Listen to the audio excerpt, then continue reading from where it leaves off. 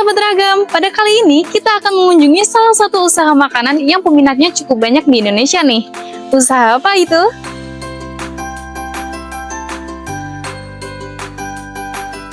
Nah, akhirnya kita sampai di tempat usaha tahu dan tempe di Desa Jeli nih sahabat ragam. Mari kita cari tahu bagaimana sih kedelai-kedelai ini bisa berubah menjadi tahu dan tempe. Siapa sih yang tidak mengenal makanan satu ini? Bahkan hampir semua orang sangat bersahabat dengan makanan satu ini. Bermacam-macam olahan bisa ditemui yang berbahan baku jenis makanan satu ini. Berwarna putih atau kuning, lembut, dan merupakan saripati dari salah satu jenis kacang-kacangan. Tahu namanya, berasal dari bahan endapan perasan biji kedelai yang telah mengalami koagulasi, kemudian diambil sari-sarinya. Langkah pertama dalam pembuatan tahu ialah menyiapkan peralatan dan bahan-bahannya. Kedelai yang sudah dipilih berdasarkan kualitasnya, kemudian direndam ke dalam air hangat.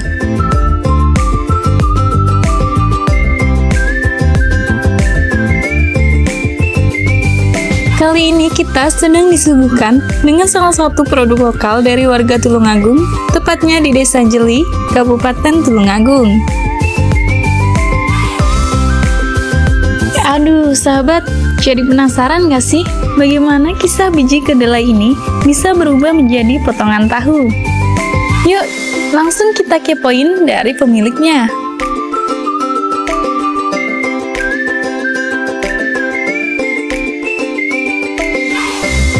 Nah, tentunya sahabat ragam penasaran nih mengenai usaha tahu tempe milik Pak Noto ini. Jadi mari kita berbincang-bincang sejenak dengan istri dari Pak Noto selaku pemilik dari usaha tahu tempe ini. Selamat siang Ibu, perkenalkan saya Rifa Sania dari program Ragam UMKM Java Televisi. Sebelumnya mungkin sahabat ragam penasaran nih, kita sedang berbincang-bincang dengan Ibu siapa? Mungkin boleh Ibu diperkenalkan dirinya? Ya, nama saya Bu Trini, panggilannya Bu Rin, dari Desa Jeli, Dusun Dino, Karangrejo, Tulungagung. Berarti kita panggil Ibu Rin saja ya Bu? Iya. Ibu Rin. Pertama yang ingin sahabat ragam ketahui nih ya Bu, mungkin mengenai sejarah berdirinya usaha tempe tahu milik Pak Noto ini ya Bu. Mungkin kenapa bisa didirikan, bagaimana awal mulanya?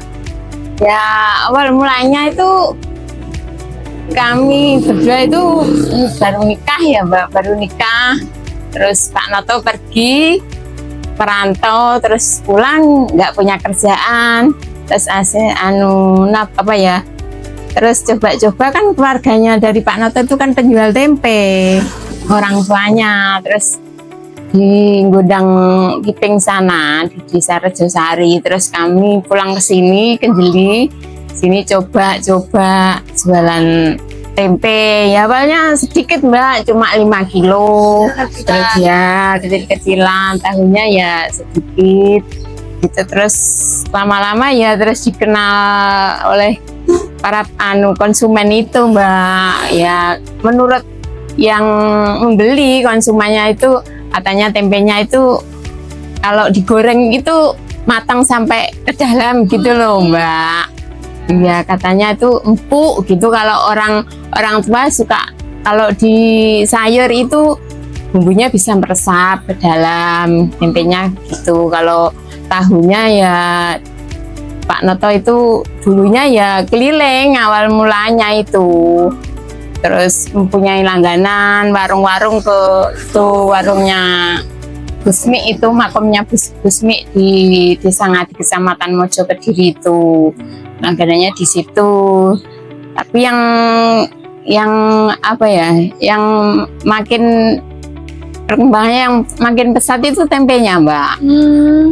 Soalnya tempenya kan terus tambah lagi, terus ada yang ambil orang jualan tahu itu ambil tempenya, ada tahu di atasnya dikasih tempe gitu.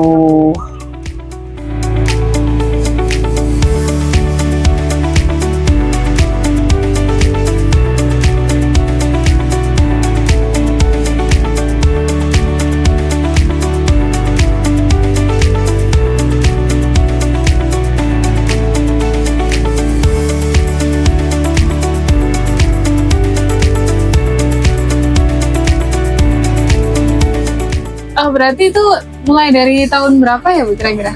Tahun 1999. Wah, sudah lama sekali ya ternyata sahabat ragam.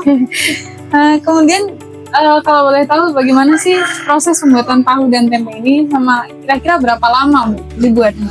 Kalau tahunya itu 1 hari itu sudah jadi, Mbak. Sebelum digiling itu direndam dulu sekitar 7 atau 6 jam kedelainya, kemudian dicuci bersih. Setelah itu digiling, diselip gitu jadi tepung itu loh, Mbak. Terus habis itu direbus di dalam kawah tadi, dalam kawah. Terus kalau sudah mendidih, sudah istilahnya tua, kudukannya itu tua, terus disaring, diayak itu loh, Mbak. Ya, terus diambil sari patinya itu, terus dikasih cuka. Kalau sudah menggumpal gitu, nanti air cukanya dibuang, terus itu diambil dicetak. Nanti dikasih beban biar airnya yang sama patinya itu bisa keluar. Terus nanti kalau sudah padat itu sekitar 1/4 sampai 20 menit, terus bisa dibuka, diiris. Cuma gitu kalau tahu. Kalau tempe lama, Mbak. Tempe prosesnya itu 4 hari jadi, 4 hari menjual. Kalau tempe di saya loh ya, produksi ini pertama kedelai yang masih utuh-utuh itu, Mbak, itu yang biji-bijian itu direbus sampai mendidih. Habis itu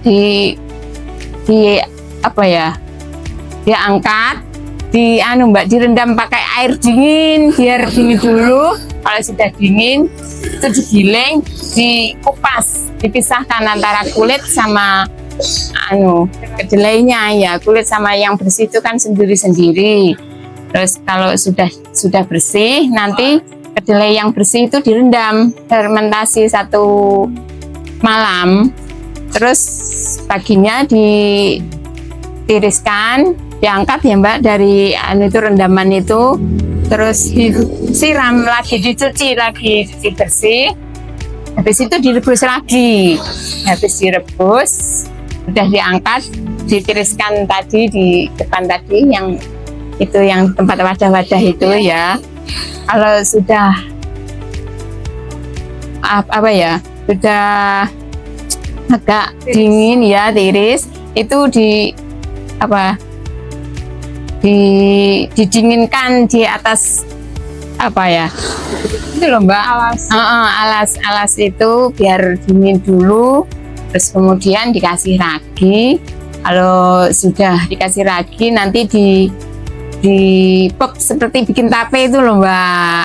Dipep gitu 1 malam, nanti paginya dibuka kalau sudah hangat, terus dibagi-bagi ke tempat-tempat gitu, terus disiram, terus nanti ditunggu lagi sampai siang atau sampai sore sekitar jam 3-an. Nanti kan sudah seperti mau jadi tempe gitu, Mbak. Itu dikempiarkan lagi.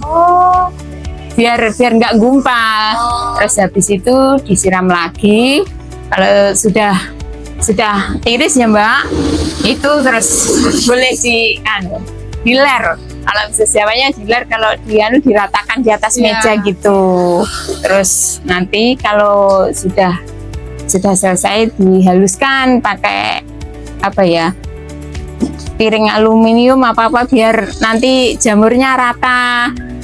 Di situ ditutup, nanti 2:30 dibuka, bisa diiris, terus ditumpuk-tumpuk gitu, tempenya ditumpuk-tumpuk gitu, Mbak. Jadi bisa lengket karena jamurnya tadi. Oh iya. Ya.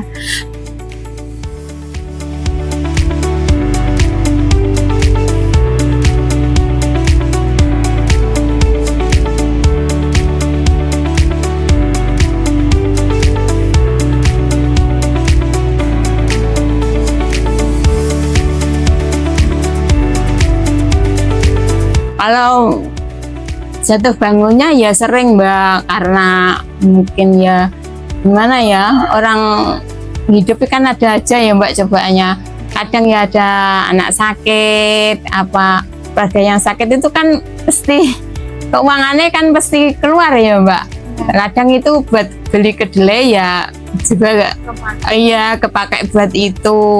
Kadang ya pernah tuh dulu sudah rebusannya sudah mencapai sekitar 80 kilo itu tiba-tiba ya karena mungkin cuaca apa ya gimana pemasarannya itu mungkin keadaan sepi, mungkin pembeli itu istilahnya kalau orang desa apa ya Mbak, sepi paceklik gitu loh Mbak, itu kan susah uang, itu pembelinya kan ya menurun, itu ya sempat turun sampai 50 kilo turun, keuangannya jadi ya gimana Mbak ya jadi berkurang. Ya tapi ya waktu COVID gitu ya.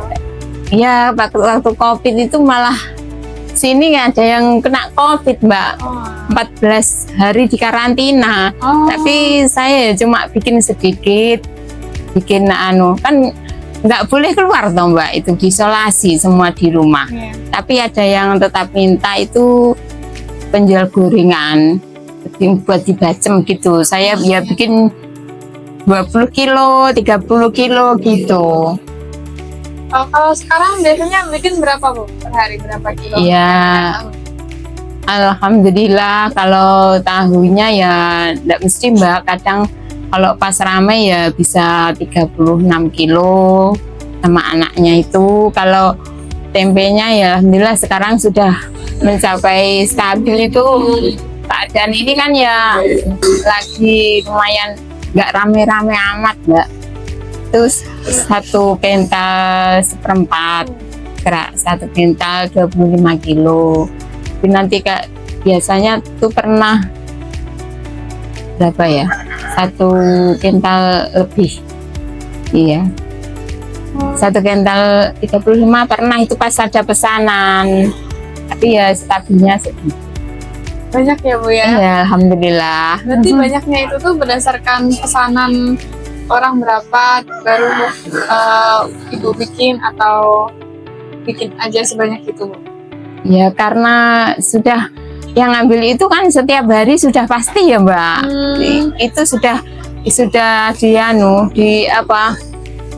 dihitung habisnya berapa, orang satu bawaannya berapa, nanti berapa kilo, sampai ada berapa orang yang ngambil gitu, terus dikalikan, terus bikinnya ya segitu.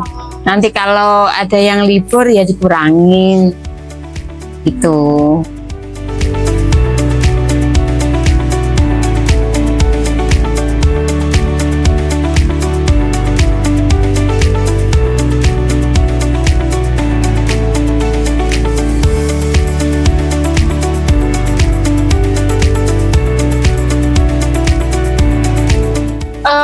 Kemudian untuk tahu tempe ini tuh biasanya dijual kisaran harga berapa ya Bu?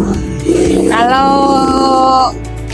kami kan penjualnya nggak keliling ya Mbak, diambil sama penjual-penjual tahu itu. Mbak, harganya macam-macam. Ada yang kalau diambil sama penjual tahu itu 1.500. Terus ada yang 3.000, irisannya kan beda-beda. Ya tergantung permintaan dari si konsumen nih. Iya. Kemudian untuk penjualannya itu biasanya mencakup sampai daerah mana saja Bu? Di desa ini saja atau sampai kemana?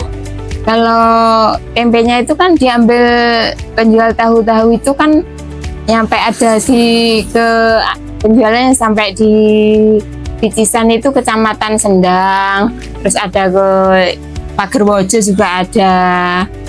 Jauh juga. Iya. Terus itu penjual sayur di Desa Ngadi itu Kecamatan Mojo itu. Ya, iya.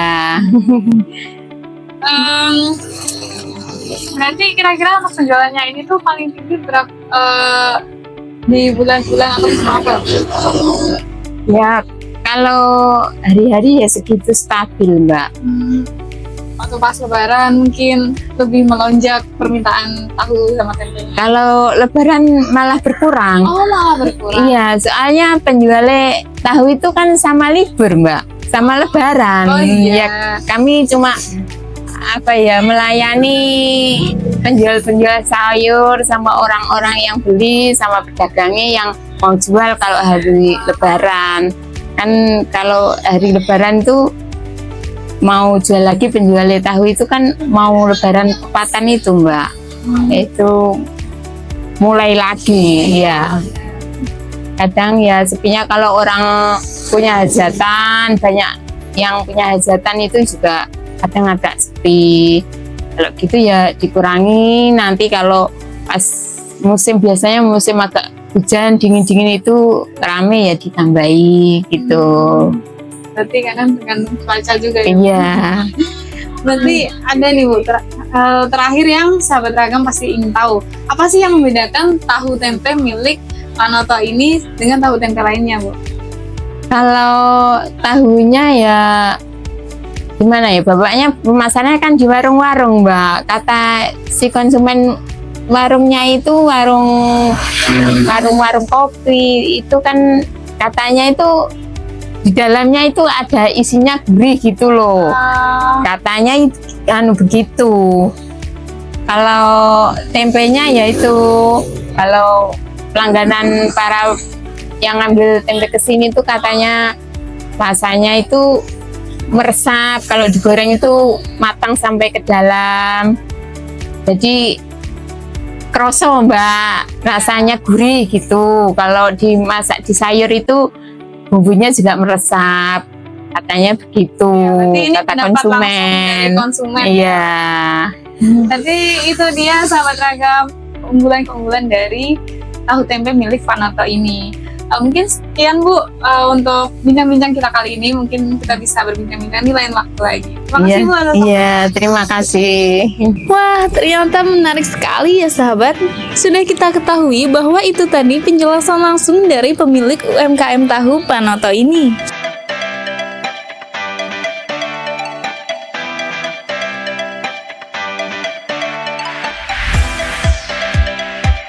Nah, sahabat ragam, akhirnya kita selesai mengulik lebih dalam mengenai usaha tahu tempe milik Pak Noto ini. Semoga informasi ini dapat menjadi motivasi dan bermanfaat bagi sahabat ragam sekalian. Saksikan terus episode selanjutnya Ragam UMKM hanya di Java Televisi. Saya Rifa Sania pamit undur diri. Sampai jumpa.